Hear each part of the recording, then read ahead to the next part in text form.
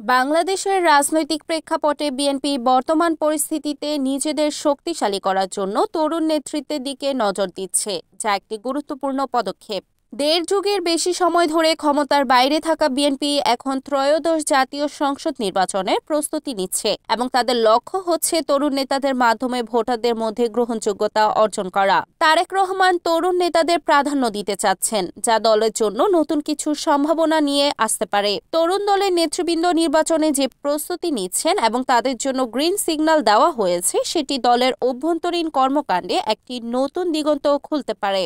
সময়মতো প্রার্থী চূড়ান্ত করার যে ইঙ্গিত দেওয়া হয়েছে, তা দলকে নির্বাচনী প্রচারণাকে আরও কার্যকরভাবে পরিচালনা করার সুযোগ সৃষ্টি করবে।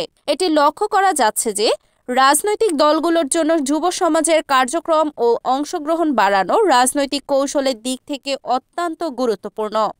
বিএনপি যদি তরুণদের নেতৃত্বকে সফলভাবে অংশগ্রহণ করাতে পারে, তবে তাদের নির্বাচনে ভালো ফল করার সম্ভাবনা সৃষ্টি হবে।